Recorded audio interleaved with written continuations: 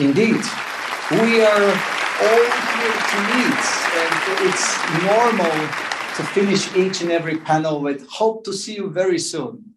We all want to meet each other very soon because it's a special global community of digerati, and above all, people with beautiful big hearts and crazy amazing visions for a desirable future. And continuing into the same theme, but with a new topic around building a more secure world through cooperation, I have the true pleasure to welcome a dear friend and a chair of the Webit Cybersecurity Committee, who is Chief Cybersecurity Officer and Chief Diversity Officer of Siemens, Miss Natalia Oropeza. Hello, wonderful Natalia. Such a pleasure to have you with us. Thank you, and it's a pleasure to be here with you today, with all the audience. So thank you for having us. It is our pleasure, Natalia, to have you again and again with us at Webit, and particularly today at Global Webit Impact Week. The theme of this panel is truly fascinating because we talk about cooperation, but I believe you will tell us, you and the fantastic panelists you have with you, will tell us not about in the future cooperation, but the cooperation now. And it's always great to share best practices, and you're pretty much the right person to do it. So I will leave the floor to you, but before that, can you please tell our global audience who might have not heard about the Charter of Trust? What is it about? Natalia.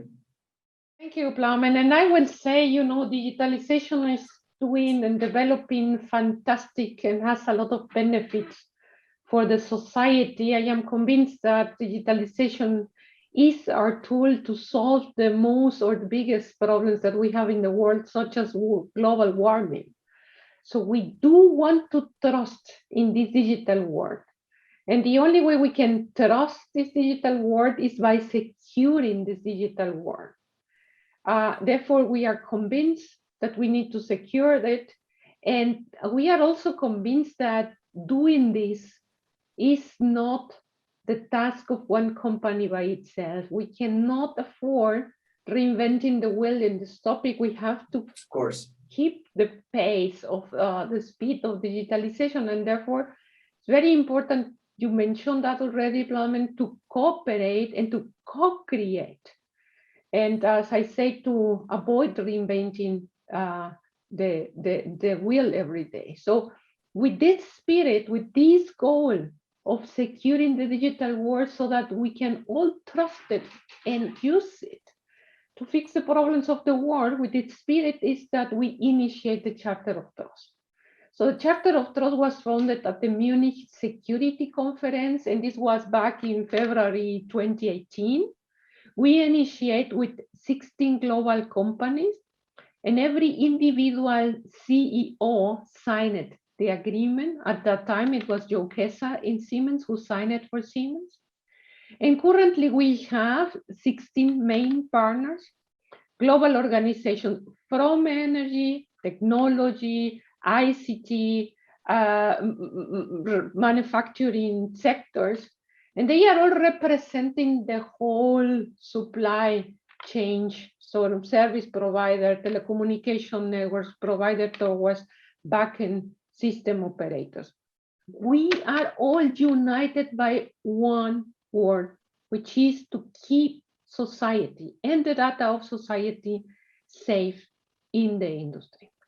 Now, I am very happy to be here discussing with my partners, with representatives of our partners, about what is it that we are doing in Charter of Trust specifically to keep the digital world. I am so happy, it's my pleasure to be here talking with the representatives of my partners, of our partners, and therefore I would like to thank a lot and to welcome very warmly to Sudhir Ethiraj, who is representing TÜV SÜD.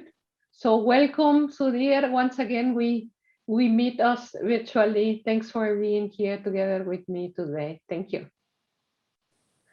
And then we have Jacques Cruz, and he's representing SGS. Welcome. Thanks to you again. Thanks for sharing the stage today and talking about our favorite topic, I guess, every time we virtually meet the chapter of trust. Again, Thomas Rosteck, he's representing Infineon. He's today with us. Thomas, thank you and welcome. Yep. And we also have ATOS represented by Karl. So Karl, a pleasure talking with you today. Thanks a lot for joining. Good. So let me start with the first question just to warm up us all. And let me tell you, I mentioned co-creation, I mentioned cooperation, and the reason we have the different sectors being represented in the community of the Charter of Trust, in the partnership of such Charter of Trust, is because we all know that every organization has different expertise, has different experiences, and therefore I would like to start with you, Sudhir, and ask you, what does each organization bring to the Charter of Trust table? So can you probably comment on that? Thanks, Natalia, and nice to see you again as well, virtually. Such a discussion. So the Charter of Trust, I think you mentioned that very well in your opening keynote. We have companies from across industries. So we've put together companies from OT cybersecurity focused areas to companies like that are focusing on the cloud security. We have companies that are focusing on the semiconductor manufacturing and certification companies like ourselves. So having such a broad cross-industry perspective in such a collaborative approach, and these companies come from across the globe. So they are from different countries. Of course, they're also global companies. So we share experiences on how we try to avoid cyber attacks and how can we grow together as an industry. And I think you mentioned that. So without collaboration, cooperation, we will be reinventing the wheel. We will have fragmented approaches. So we try to bring each of our own perspective while growing together. And we join hands for better cybersecurity in the society. So we have multiple industry partners. And one thing we should not forget is we do have a level that's called the associated partner layer, where we also have governmental agencies, we have think tanks, we have multiple other agencies that do not fall under the different industry verticals, where we also share our experiences with these agencies so that we can have a dual exchange between public and private companies. And we also share our common goals of harmonizing global regulations in cybersecurity. So that's in a nutshell what we do across industry, and we would like to continue such a mission forward. Thank you. Yeah, thank you, Sudhir. So I know there are some specific examples that TÜV SÜD has helped us in the partnership to develop, especially regarding how do we control what we are asking our suppliers to do. Probably you can talk a little bit about that. I think I could do that because I found it very, very interesting. But we recently did a pilot. So I think that could be very interesting for the audience to know how are we, let's say, developing, how can we control our suppliers, whether they are secure or not. Thanks a lot, Natalia. So I think you hit the hammer on the nail to say this is the actionable insight that we're looking at, right? So we have some real examples of how we push our requirements, how we get them outside to the society so that we're moving not just from a theoretical perspective, but we're also getting into that implementation phase.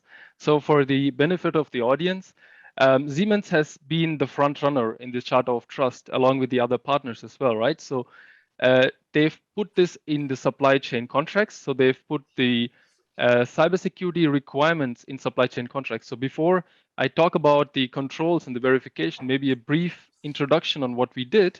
So we as cross-industry companies defined 10 key principles, and one of them was supply chain security. And in that, we defined 17 cross-industry baseline requirements, absolute minimum requirements that can be applied across industries, and that we can send to our suppliers and say, hey, these are the absolute minimum things that you need to comply to or adopt in your environment first. And after that, you can comply to the ISO 27000s and your regional regulations, because there's many more things that we ask from the suppliers. So with that being said, Siemens put these requirements in the supplier contracts as an example. And we do not know if the suppliers really understood the requirements and if they've really adopted it. So that's the benefit. And I think this goes into your question as well. That's the benefit that we've brought in together as a neutral third-party company, because we don't manufacture anything. So we are completely independent. So Siemens said, okay, I will pick you one supplier from our supplier base. And can you go and verify if the supplier has complied to this requirement? Of course, we're doing it for the first time, but we have done this for many, many years across supply chains, across things for functional safety. And now we're trying to do it for cybersecurity. And we got to verify that supplier, and we got a bunch of experiences out of this experience, I have to say. So we collected a lot of experience, not just if the supplier complied or not, but to see the reaction of the supplier in person, how they take security seriously. And it was more an activity of helping hand rather than to do a compliance check and say, yes, you're good to go. So we understood also the needs of suppliers, and we will continue to do this with further examples of suppliers and across industries with the Charter of Trust. Thank you. I will go back to that. But in the meantime, let me tell you to the audience, someone in my responsibility, I see cyber attacks every day. So I think last year we saw ransomware attacks happening all over the place, also in some cases as well, hitting Siemens. And in addition to that, the number of vulnerabilities is increasing because digitalization is gaining speed. And not only the number of vulnerabilities is increasing in the different softwares that we use, but as well, the hackers are getting faster and they exploit those vulnerabilities faster than before, in some cases within days or hours. That, of course, make us grows the threat scenario that we have. And I would like to go to Karl. And Karl, maybe you can comment on how can you, as Charter of Trust, as Charter member, make the world a safer place? Thank you, Natalia, for giving me the word and the chance to talk to this audience. Well, I think lots of topics have already been mentioned by Sudhir, so that we have defined within the Charter of Trust task principles 2, 3, and 7 a lot of requirements that we have committed to adhere to deploy, to ask our suppliers to adhere to it. We have been able to produce white papers that have been submitted to small, medium enterprises that help to secure the digital supply chain in a significant way and very precise and practical way. And next to that, we have been able to build a network of threat intel experts. So the various companies contributing to the Charter of Trust have sent their TI experts to we call it human-to-human network. So a bunch of real experts that regularly meet together to exchange on threat intel, which is not already widely known. So the things that are really of essential information that will help us and does help us to sharpen our sensors, to do the things up front or before, let's say, it's wider spreading and the attacker's life gets harder through that. So we do maintain this network. We have the regular exchanges. Of course, there is already a lot of information available out there, and a lot of that stuff is known to those experts, of course. But through these regular exchanges, we have a good level of and a trusted relationship, which supports us in openly disclosing information about incidents that we had internally, and we we basically learn from that and from each other and in our experiences, and make the other companies that haven't seen this more secure, more robust, more resilient. And I think this is key.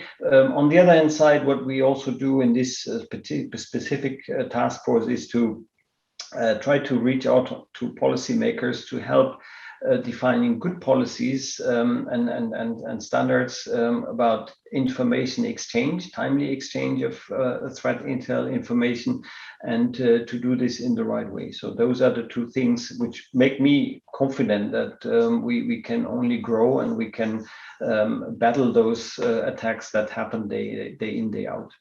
Absolutely, Karl. I mean, what you say is, if you care, you share, because the very same indicator of compromise, as how we call it, the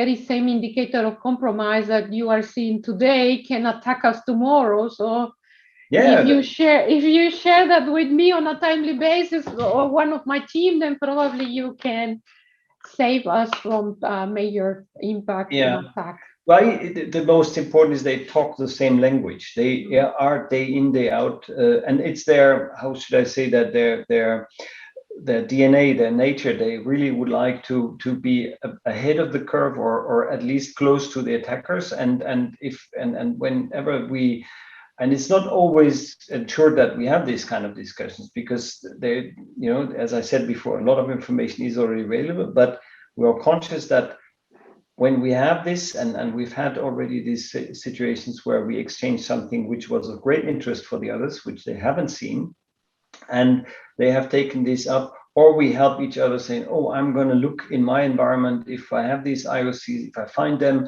and then feedback to the colleagues in a timely manner. So that's really, in my view, a very beneficial and extension to what has been said already before, and what we all do also. And let me comment for the audience, Karl, and I think you agree with me. It was not easy to develop that trust in our teams needed so that they could share. So it was a journey. It is, and it continues to be. So it's not only that the Charter of Trust brings together companies that trust each other and have trusted suppliers here, and that is really where it goes into the, let's say, into the details, and where we had lengthy discussions at the beginning about what kind of policy we apply, what kind of rules for exchanging our information, TLP Amber, TLB Red, and stuff like that. So that was all discussed, and we said, well, come on, let's keep common sense here, and we know what we want to reach, and we give those people, our companies gave those TI experts the how should I say that, the freedom to discuss those things which are necessary, and we're still getting more used to each other, and the more we exchange, the more trustful is this communication, and the more fruitful it is at the end. I am proud that we have done this journey together, Karl. Me too. And now we are now talking Siemens and ATOS. We are big companies, and certainly we really pay attention and develop and invest in technology, people and processes, so that we can keep our companies together. But we all know that we also have SME, small, medium enterprises, and for them it might be more difficult to execute this kind of protection measures. And Thomas, I know that this was one of the first conversations we had like 2 or 3 years ago, when you actually were willing to join the Charter of Trust. So what is it that we can do, and what is it that we are doing in the Charter of Trust to support these SMEs as well? Yeah, thank you, Natalia. So let me, before I answer your question, perhaps let me share an experience, because I think it was in the very early times of the Charter of Trust. And I'm not sure, Sudhir, that we had already a process running by then. But we were running through an assessment of Siemens, being a supplier to Siemens, right? And it was the first time, it was really the first time that it was about supply chain security. So not just about, let's say, the typical purchasing requirements.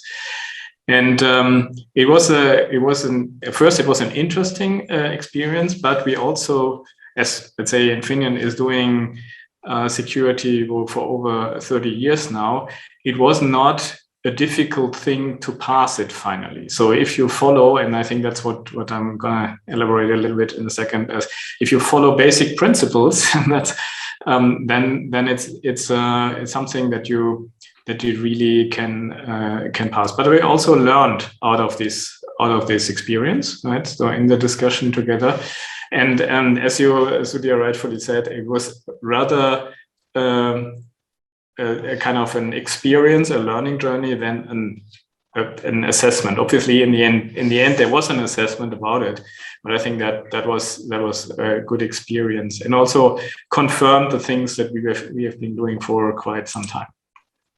But let me come to your question, Natalia. I think my SME question, yes. Yeah, so didn't forget that.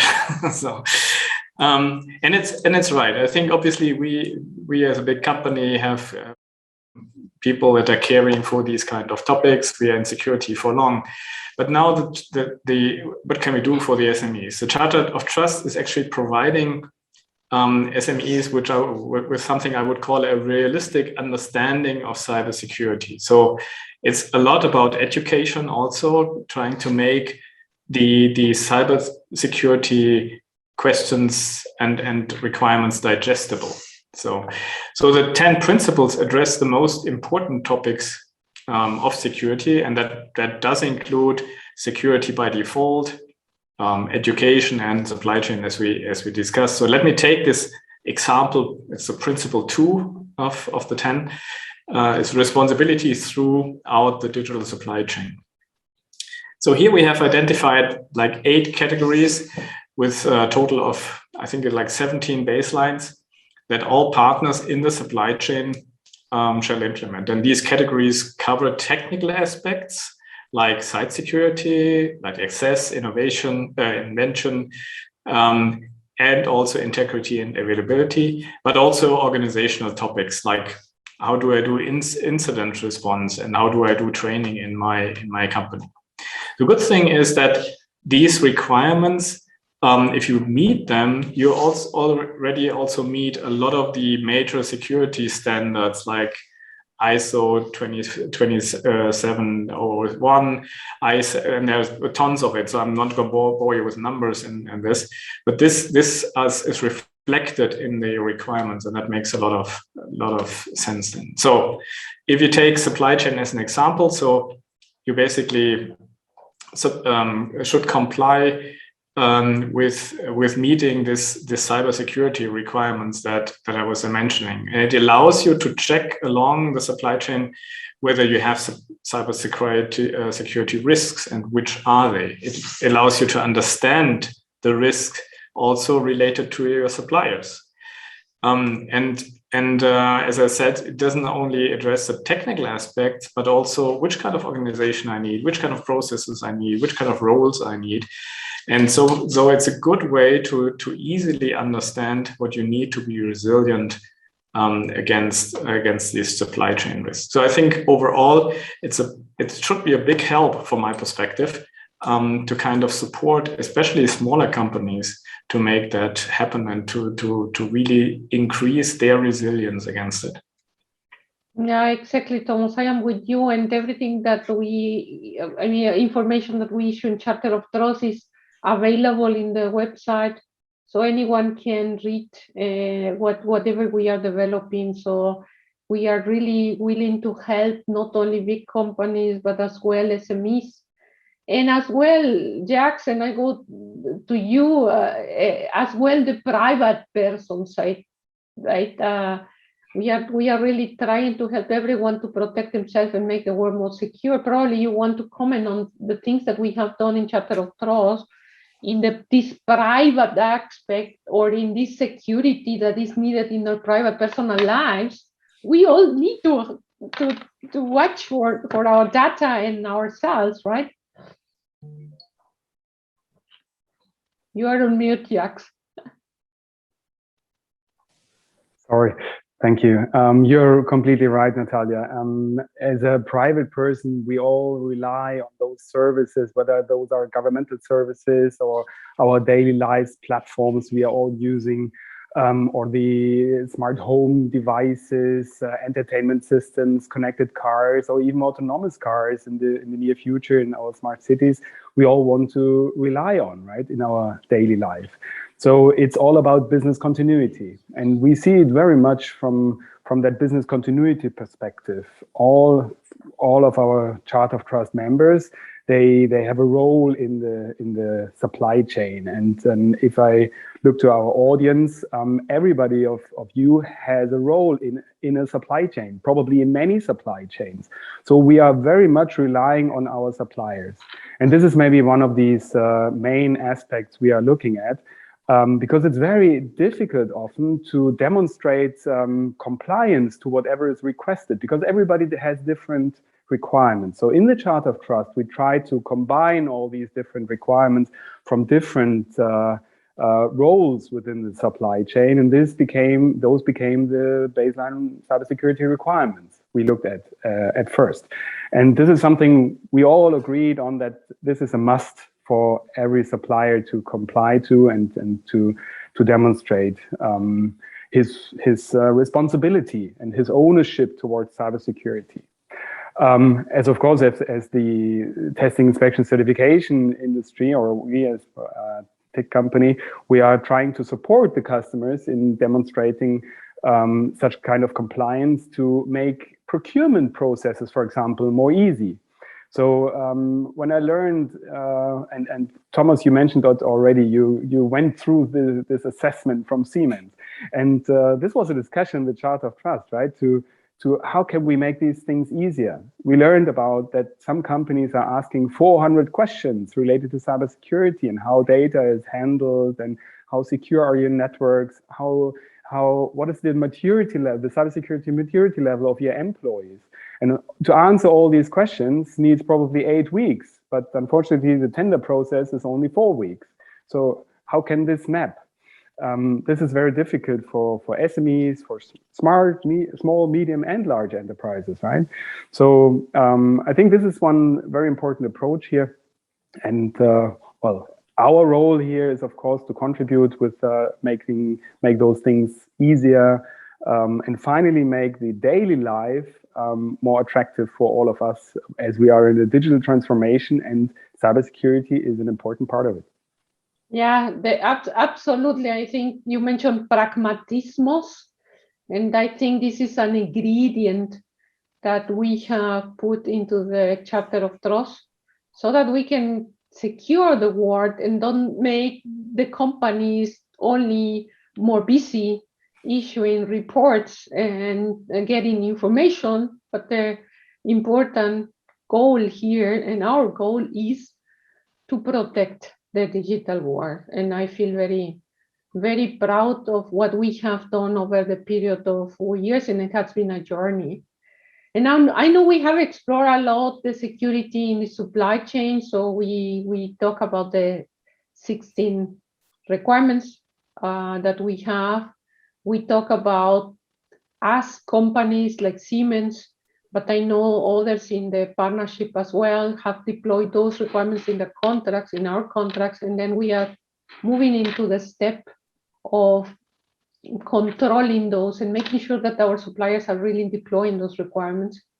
That's very important. You can imagine how powerful is this principle that we have, because we all 16 partners of the sizes of Siemens and ATOS and IBM, we all agree in these 16 requirements to be needed to be deploying our partners. And we also agree that only one of us need to control those requirements. So we are really moving from all of us, each of us having to deploy those into their supply chain and different requirements, to having one single set of requirements and one single control. So this is our vision. And this will speed up the implementation of cybersecurity in the war. Now I want to move to security by default, and this is an open question because I think that security by default is also helping us to have a more secure digital world. And don't know if Thomas, Jacques, or Karl, whoever wants to comment on that. Let me kick it off because I read, and that was, I think you can argue that's kind of the first success. I'm not sure if everyone is aware, but currently we are forming a new government in Germany, right? And we have 3 parties that will form a coalition. And we looked into this, what they call the coalition contract. So basically what they want to achieve in the next years to come, next 4 years. And one thing strikes really that there's a lot about cybersecurity in there, and actually security by default is mentioned as a phrase in there. So this, I think, and by the way, that's a German document. So security by default is already an English term in a German coalition contract. So I think that's already an achievement because it is clear that there is a requirement that these devices that we are depending on more and more, some of these devices will not even interact with humans anymore. It's really IoT, right? So it's that the devices talk to devices. So we need to rely on them, which means we need to make sure that these devices work. And I think that's the right trend. The good thing is also, Natalia, you said it's kind of, we want to also make sure that we are compliant to other things that are happening in the world, because we can't afford, and that's why it's good that these 16 companies are coming from basically all continents, that we can't afford that we have different requirements in different regions, right? So, and by the way, in security, there's no reason why we should have. And that's why I think the concept of security by default is one of the most important ones to make it really work. I completely agree, and I also see another benefit now that, as you know, the other challenge that we have in cybersecurity is the fact that the governments are issuing more and more regulations. Of course, they are reacting to the attacks that we have seen, SolarWinds or the Colonial Pipeline attack during the recent times, protecting the population, issuing more regulations, but also requesting compliance to those regulations sooner than what we have seen in the past, which means companies like us, like Siemens, we have to react pretty quick to adapt our products to be compliant to those regulations. Now, something that I was very happy to see is I reviewed, for instance, the requirements of the new China law, and I discovered that probably 60% of them are covered already in the security by default requirements that we put together among us. Which means if we speed up the deployment as we have committed to do, then we are preparing our companies or reducing the compliance risk that we have because of these many regulations popping up like popcorns in a microwave. I mentioned China, but certainly we have the same thing in Germany with the IT Security 2.0, and we have as well emergent regulations emerging in the US and others. So that's kind of the benefits of security by default. Now, of course, security in the supply chain, security by default, but we have also a very important topic, Karl, and I know you are very, very passionate about that. The topic is education. And I think you briefly mentioned that already in your last answer. And you mentioned how are we trying to establish this human-to-human communication, increasing the trust and making them more aware? Well, it's twofold in my view. We amongst us in the Child of Trust, we are working on setting up a platform that allows us to exchange, to build groups that communicate to each other, to spread the practical experience of applying and adopting the principles and the requirements that come along with them. So here we are let's say building something that helps us to stay close to each other and to support each other. And next to that, I think in collaborating with the Principle 2, Principle 3, with Principle 6, which is about education and awareness, we have been able so far to build, let's say, take the COVID-19 crisis and the first time where we had working from home, to create and to build white papers and easy to understand material that we can share with small, medium enterprises that give them practically advice and hints how to best protect and how to handle certain things, which seem to be, when you have no idea how to do it, awfully complex. And I think with this, and the aim is here to create materials, to disseminate materials and make them available to a wider audience that is normally not so well equipped and not so knowledgeable about what we are working on, and make their life easier to take these things up and to act accordingly. Thank you, Karl. And I am going to start closing the session today. So therefore, I would like to ask each of you, what is your experience of the Charter of Trust? What is the best thing that we have done and contribute to society over these 4 years? And what is your recommendation towards other companies and individuals and the audience? So Sudhir, I will start with you because you were the first one. So the floor is yours. Let's try to keep it to 2 minutes.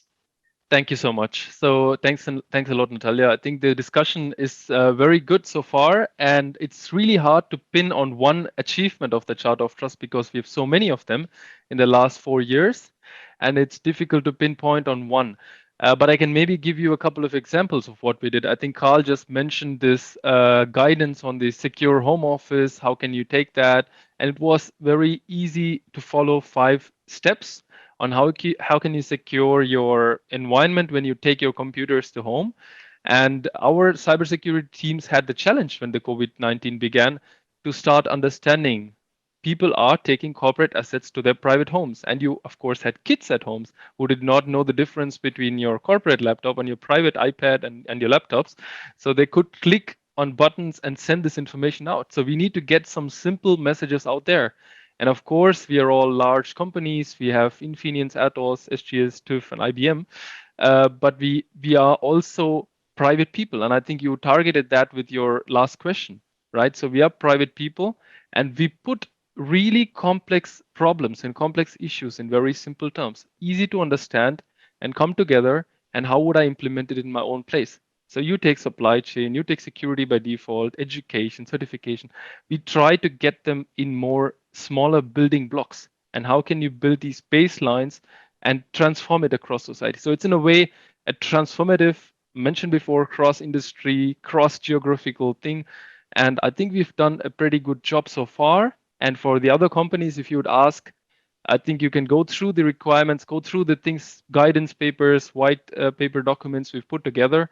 And if you want to talk to any of us, if you have issues with cybersecurity, we are happy to respond. And Charter of Trust is always open to providing guidance, not just for its member companies, but also to the outside world, and an easy to digest manner. Oh. Thank you, Sudhir. Always a pleasure hearing you. Jacques, let's go with you, just because I have your screen close to Sudhir.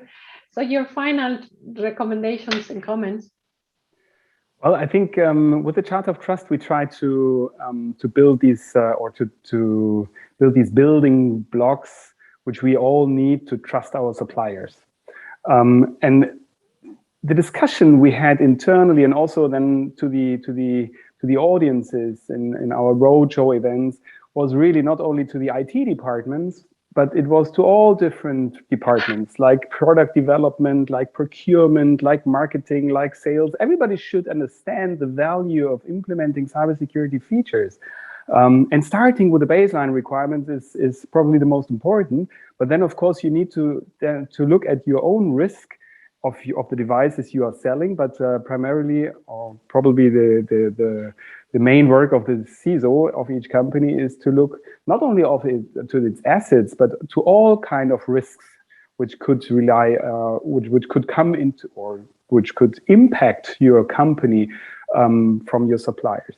And this is probably the most important learning or finding of what we had here in the discussion, that every company, whether independent from its size, should be able to, let's say, evaluate what is the cybersecurity maturity level of his supplier from different angles. And I think that's something we try to address with our baseline requirements, with the security by design requirements, and which we of course address with all our education approaches.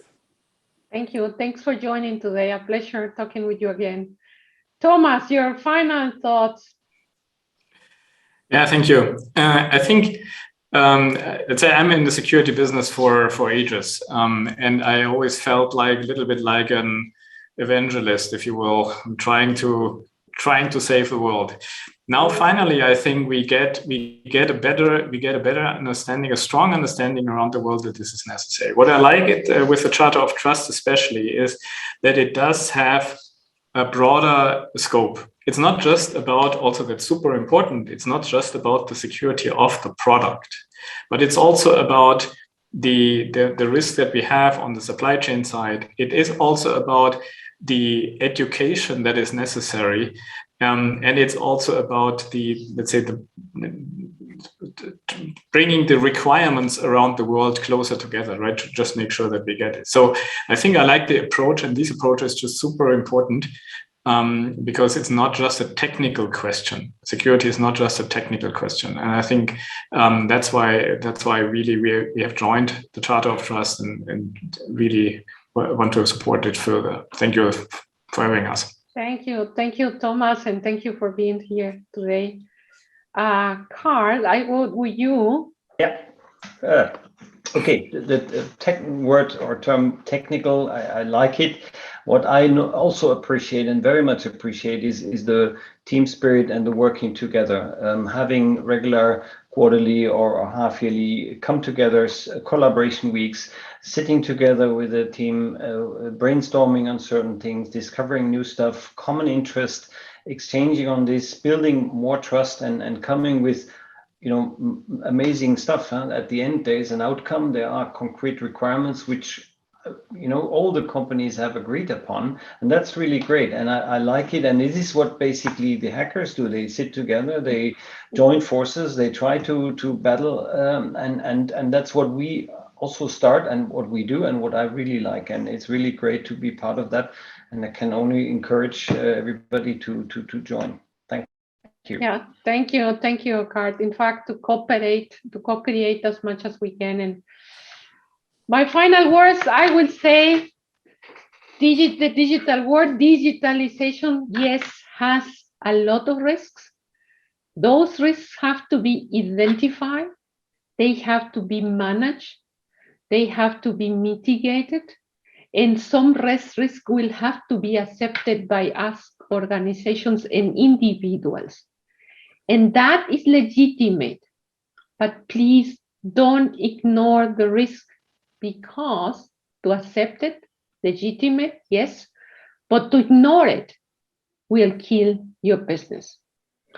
So the digital world is as well there with plenty of opportunities. It's our tool to deal with the biggest problems of this world. Use it, but protect it as well. Digitalization and cybersecurity, the two faces of the same coin. So with that, I want to say again, thank you all for participating today. Thank you for our listeners for listening to this, for paying attention. I hope we have provided to you with some information that you can use yourself to help us all protect this digital world. So thank you. Thanks a lot.